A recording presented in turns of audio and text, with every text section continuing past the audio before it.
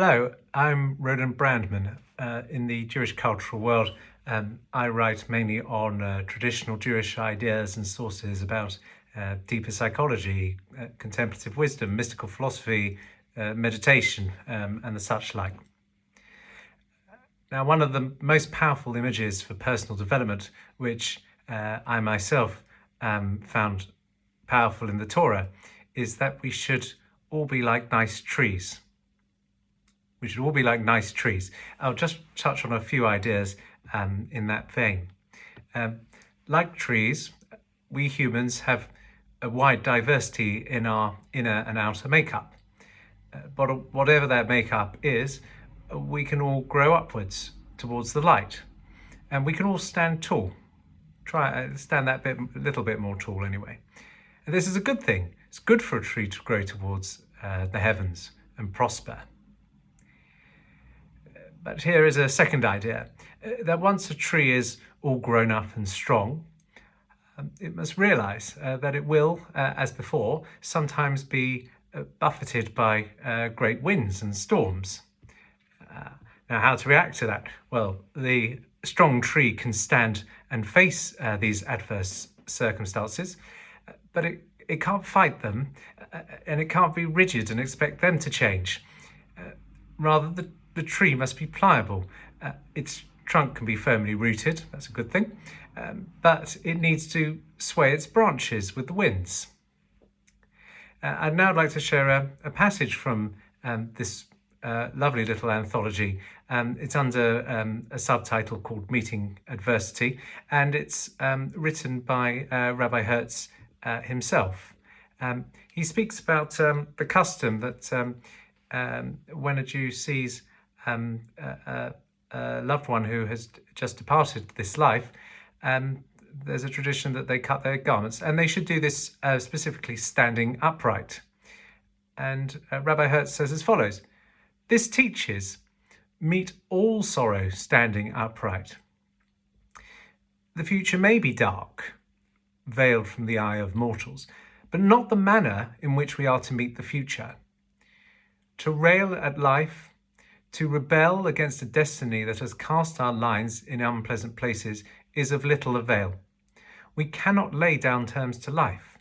Life must be accepted on its own terms. But hard as life's terms are, life, it has been finely said, never dictates unrighteousness, unholiness, dishonor." So the message is rather clear. One can control one's circumstances very little, but one can respond to them in a noble way. Whatever we are faced with, there's not much point in trying to fight life or moan about it, but we can always have that aspiration to go a little further upwards and reach the light.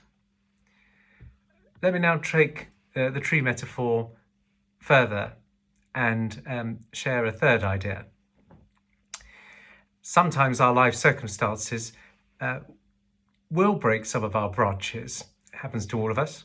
And they might even knock us clean off our feet so that our faces hit the ground hard. Now, in such times, when we are feeling low or broken, psychologists will often recommend that we write a detailed list of our positive qualities, that we take some time, we make some effort to really think of what's good about ourselves and what our contributions are, and we then reflect on them.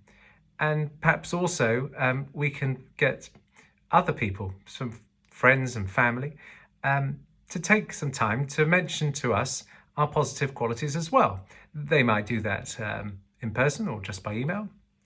And the point of all this exercise is that awareness of our beauty and our worth and our contributions, this improves our sense of well-being, our self-esteem, and then we can pick ourselves up and we can stand a bit taller once more.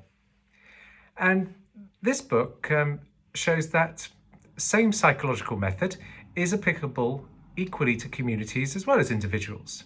Now, at the time this book was written, and in some of its subsequent editions, many of the world's communities were wearily oppressed by the world wars.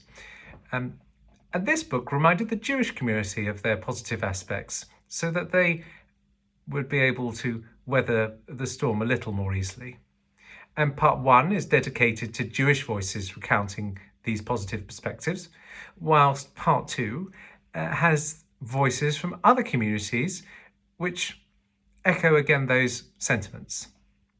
I'll now share another passage.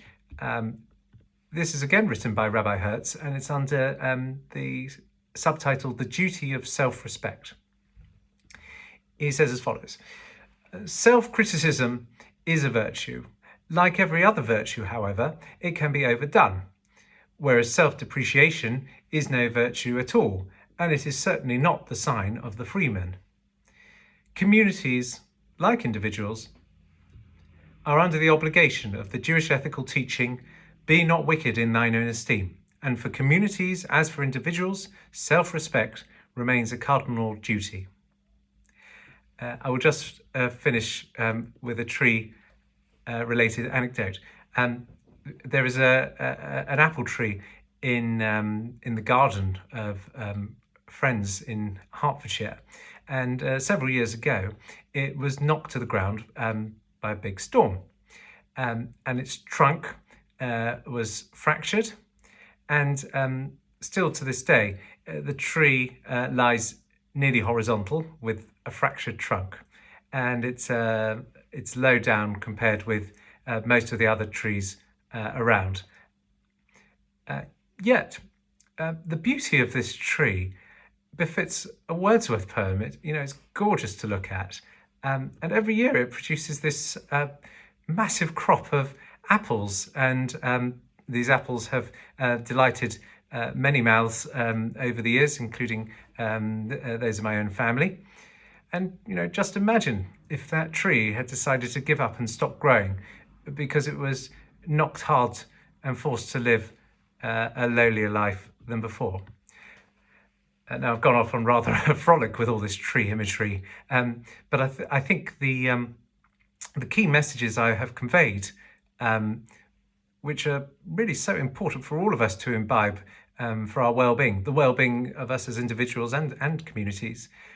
These messages are really at the core of what this beautiful anthology, I think, was trying to achieve. And I really recommend the book, and I hope many of you get a copy of it. Thank you.